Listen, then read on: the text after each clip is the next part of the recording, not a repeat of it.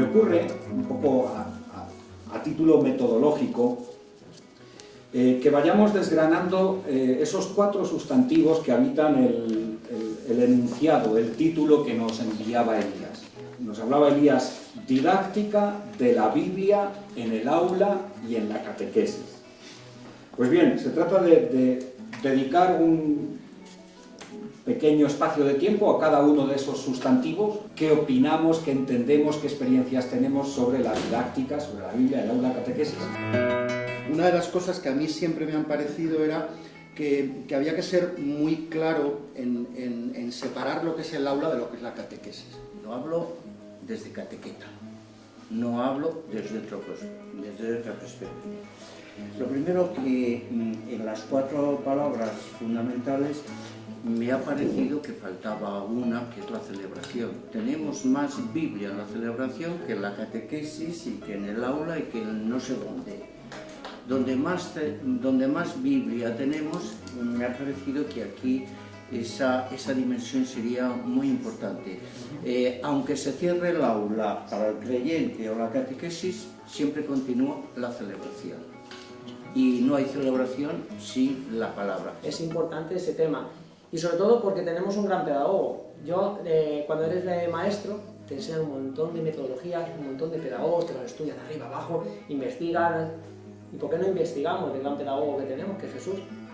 Es una forma buenísima, tanto en la escuela como en la catequesis, de fijarnos en ese gran pedagogo, que no le hace falta nada de recursos, simplemente, como estamos hablando, de una experiencia, de transmitir, ser ejemplo, como también se comentaba por ahí, y claro, con eso conseguir impulsar. Y fijaros, estábamos hablando de hace más de 2000 años, un mal pedagogo no debería ser, porque por lo menos estamos hablando en ciertos aspectos. La Biblia nace de la oralidad, y la oralidad se fundamenta en la memoria. Y claro, ese es el gran problema. La pedagogía pues no tiene siglos, tiene escasamente un siglo si es que llega así realmente. Entonces, claro, estamos intentando redescubrir algo que lleva muchísimo tiempo. Yo, por ejemplo, ahora nosotros estamos trabajando mucho ahora todo lo que son las técnicas derivadas de las inteligencias múltiples, el aprendizaje cooperativo, todos esos modelos de que, claro, eso es lo que queremos aquí aplicar. Ahí está la primera gran dificultad de la Biblia. Es que la Biblia tiene otro modelo distinto de lo que pretendemos saber. Hay una especie de tensión muy fuerte entre lo que es la propia Biblia y lo que es la pedagogía que queremos aplicar a la misma. Y con lo cual no estoy diciendo que sea mala la pedagogía de la memoria, por favor, todo lo contrario. Entonces ella por sí misma se impone pues sencilla, sistemática e intuitiva. Y creo que nos valoramos mucho. Me ha llamado mucho la atención lo que decían de que precisamente ese acceso infantil a la Biblia luego nos dificulta mucho de adultos. Y yo creo que es que tenemos que hacer el mismo esfuerzo por llegar a esas experiencias vitales que a los niños también les inquietan. O sea, un niño de tercero, yo me pasaba 2 meses, 3 meses hablando de la muerte. Tienen acceso ya por fin a lo que es ese concepto y nadie más les habla de ello. Entonces hay que, de algún sitio hay que iluminar eso y hay que darles acceso, ¿no? Entonces los niños también tienen, y son además grandes teólogos. O sea, mi experiencia es que a veces alguien hacía una pregunta que no sabías por dónde salir, un compañero se volvía y decía algo y digo, esto lo apunto porque me ha dejado muerta.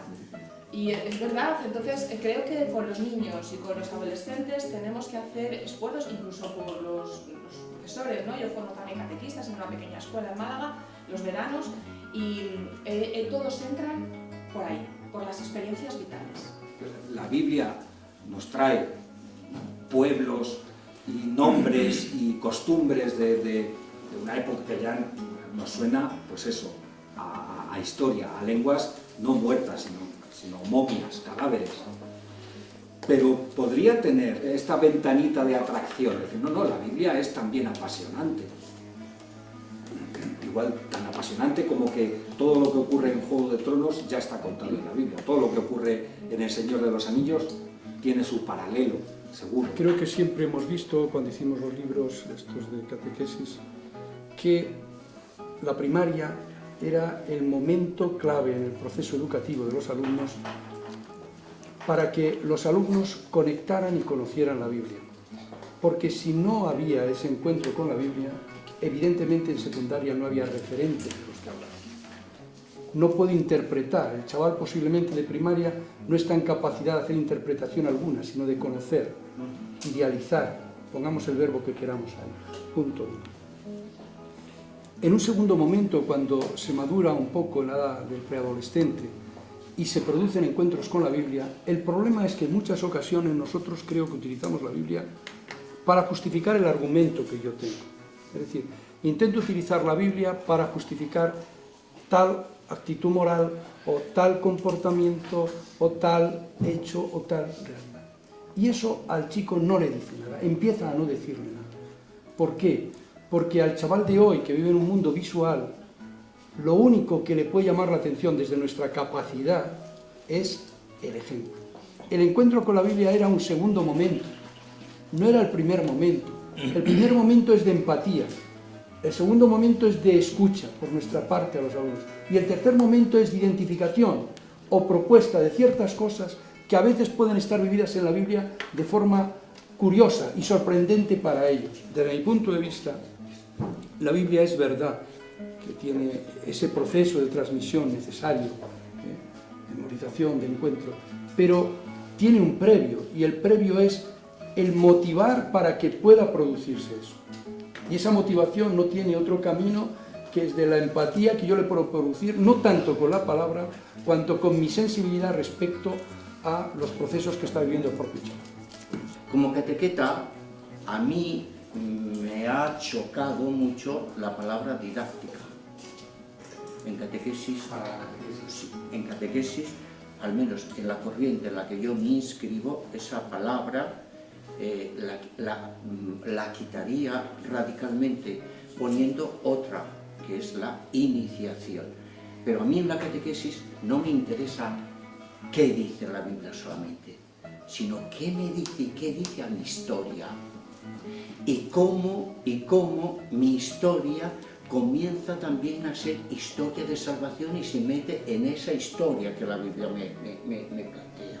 Me parece que donde más fallamos posiblemente es en dar herramientas que posibiliten el acceso a la experiencia creyente que se esconde debajo del texto, que es un poco desde donde lo planteamos, ¿no? O sea, lo que puede conectar, yo estoy convencida de que el acceso al texto es precisamente la experiencia creyente que nos une a creyentes de hace miles de años en nosotros y que expresada de diferentes formas posibilita ese lugar de encuentro, ¿no? Y la clave es que el profesor, el agente de pastoral, etcétera, el catequista, pueda acceder a esa experiencia creyente con el texto con la Biblia. La Biblia necesita una formación y por tanto también los catequistas. Tendríamos que ser capaces de establecer como itinerarios de contacto con la Biblia eligiendo las mejores narraciones, pero no siempre las mismas.